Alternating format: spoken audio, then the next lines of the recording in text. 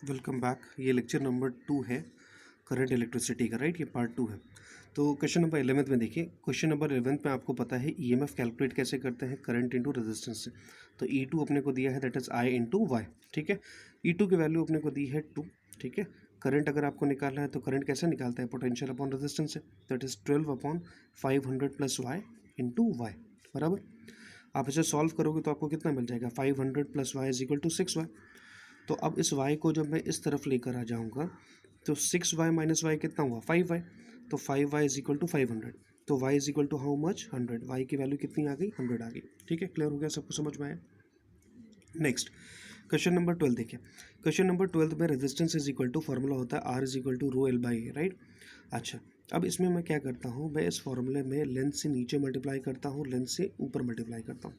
तो फार्मूला क्या आ जाएगा, rho L square upon A L आ जाएगा, ठीक है। एरिया इंटू लेंथ क्या होता है, area into length is volume. So क्या आया, rho L square upon volume, ठीक है। वॉल्यूम को मैं क्या लिख सकता हूँ, मास अपॉन डेंसिटी। वॉल्यूम को लिख सकता हूँ मैं मास अपॉन डेंसिटी। तो हमारा फॉर्मूला क्या आ गया, हमारा फॉर्मूला आ गया rho D L square by M, rho D L square by M. I hope it is clear, ये समझ में आ रहा है सबको। ओके, नेक्स्ट आइए।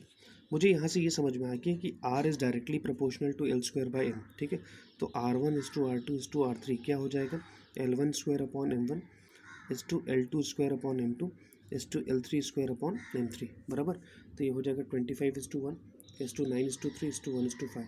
सो आपका आंसर क्या आ रहा है, 125 is to 15 is to 1, 125 is to 15 is to 1। Clear हुआ ये, okay. Now next question, question number 16। Question number 16 में ध्यान से देखिएगा।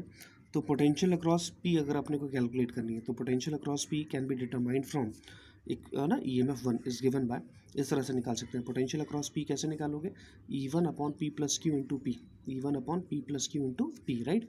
सो E2 by E1 is equal to क्या हो जाएगा, P बाई क्यू हो जाएगा। E2 बाई E1 क्या हो जाएगा, P upon Q.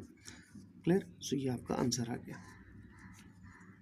Now question number 20, question number 20 ध्यान से पढ़िए, उसके बाद मैं इसको सॉल्व करता हूँ। Since current I is independent of R6 resistance 6, it follows that the resistance R1 R2 R3 R4 from the form of balance Wheatstone bridge, right. तो option number C is the right answer. बहुत ध्यान से देखना, अगर balance Wheatstone bridge है तो हमारे पास direct formula है R1 by R2 is equal to R3 by R4। अगर ये अनबैलेंस्ड व्हीटस्टोन ब्रिज होता है तो इसको सॉल्व करने के लिए we generally go for Kirchhoff second rule. हम किरचॉफ सेकंड रूल ही यूज़ करते हैं इसको सॉल्व करने के लिए।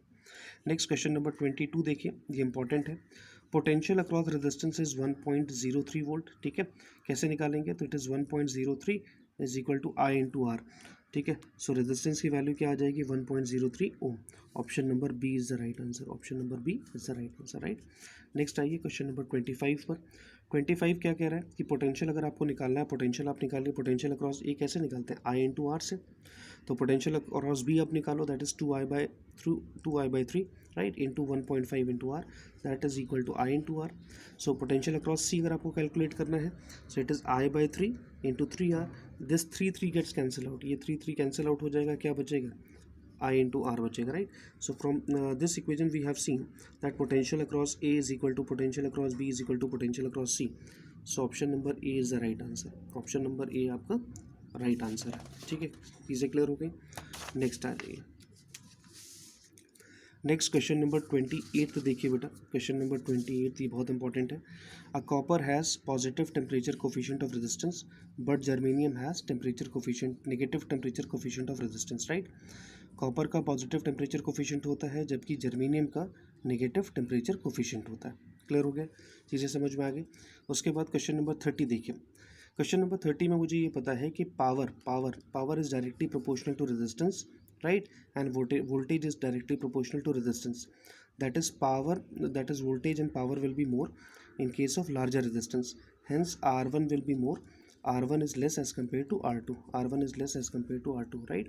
So this is first bulb, that is 25 watt will fuse only, 25 watt will fuse only, ठीक है। चीज़ें क्लियर हुई। अच्छा, अब मुझे कुछ इंपॉर्टेंट चीज़ें आपको बतानी है सर्किट सॉल्व करने से रिलेटेड। देखिए, कभी भी आपको सर्किट आ जाए तो सर्किट सॉल्व करने की कुछ ट्रिक्स होती हैं, ट्रिक्स टू सॉल्व सर्किट्स। तो सर्किट कभी भी सॉल्व करने के लिए आ जाए तो उसके लिए कुछ ट्रिक है, ध्यान से देखिए। सपोज कर लो कि आपके पास ये एक सर्किट दिया हुआ है, ये एक रेजिस्टेंस आपको गिवन है,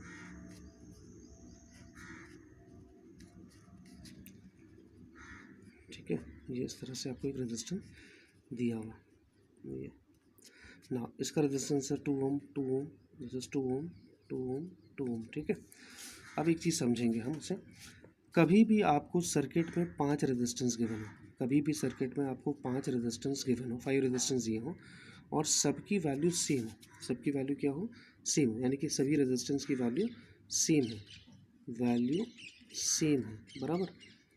तो इसका जो आंसर आता है वो भी सेम ही आता है, आंसर जो इसका आएगा वो भी सेम आएगा। मतलब क्या हुआ, सपोज कर लेते हैं इस क्वेश्चन में आपको 5 रेजिस्टेंस दिया ना, R1 दिया है, R2 दिया है, R3 दिया है, R4 दिया है, R5 दिया है, सबकी वैल्यू क्या है, सबकी वैल्यू 2 है, ठीक है। क्लियर हो रहा है, ये सबकी वैल्यू 2 है, तो इसका आंसर आप उसको सॉल्व नहीं करना, आपका इसका आंसर डायरेक्टली आप लिख सकते हैं 2 बराबर। ये बैलेंस व्हीटस्टोन ब्रिज है, बैलेंस व्हीटस्टोन ब्रिज।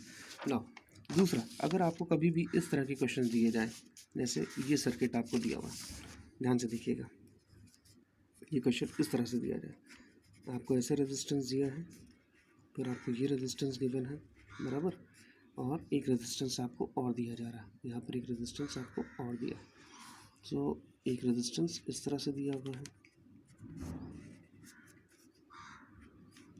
और यहाँ पर एक रेजिस्टेंस इस तरह से दिया हुआ है,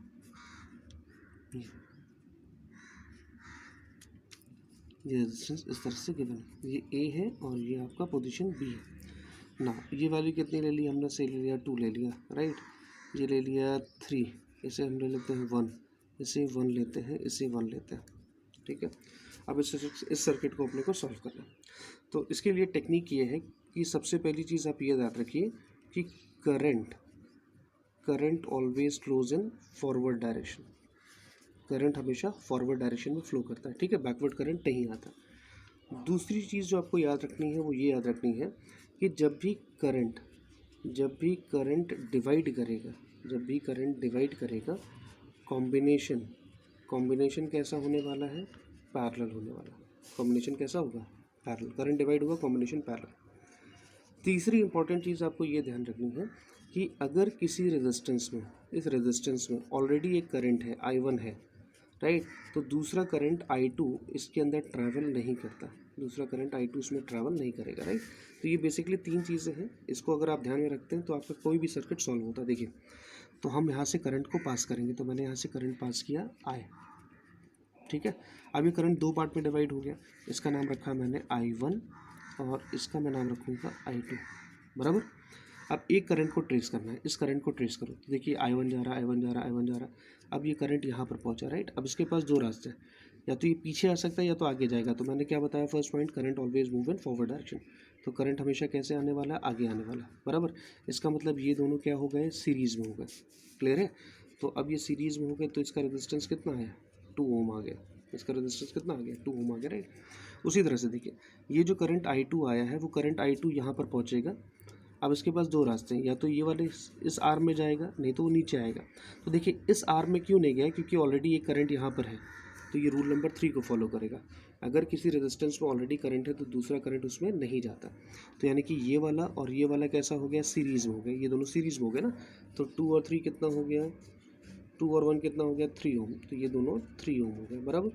अच्छा, व्हाट अबाउट दिस, इसके अंदर कोई भी करंट नहीं आया, तो इसे हम काउंट नहीं करेंगे, तो रेजिस्टेंस इन पैरेलल निकालने का फॉर्मूला क्या है, RP is equal to 1/R1 plus 1/R2, RP is equal to 1/R1 plus 1/R2, that is 1/3 plus 1/2 is equal to 1/RP, ठीक है, क्लियर हो रहा है ये। अच्छा, अब एलसीएम ले लेना, एलसीएम कितना हो जाएगा 6, तो 2 + 3 कितना होगा 5, तो that is equal to 1/RP, तो RP इज इक्वल टू कितना हो गया 6/5। So this is the method to solve any circuit diagram, ठीक है। सो आज के सेशन में हमने मेजॉरिटी ऑफ क्वेश्चंस कवर कर लिए हैं, हर वैरायटी के क्वेश्चंस मैंने करा दिए, फिर भी आप क्वेश्चन को सॉल्व करिए, right. What is my recommendation कि भाई जब भी आप क्वेश्चन को पढ़ें, सॉल्व करने बैठें, तो उससे पहले स्टेट बोर्ड की बुक एक बार रीडिंग करिए। अच्छा, स्टेट बोर्ड के लिए 11th और 12th दोनों की बुक निकालना, क्योंकि आपका एक पार्ट 11th में है और एक पार्ट 12th में है। इसके अलावा आप NCERT भी रेफ़र कर सकते हैं, ठीक है। तो ये दोनों किताबें एक बार पढ़ो, उसके बाद क्वेश्चन सॉल्व करने बैठो, ठीक है। फिर भी कोई डाउट रहता है तो आप बताइए मुझे, मैं उसको सॉल्व करता हूँ। ठीक है. So by this today's session is concluded. Thank you.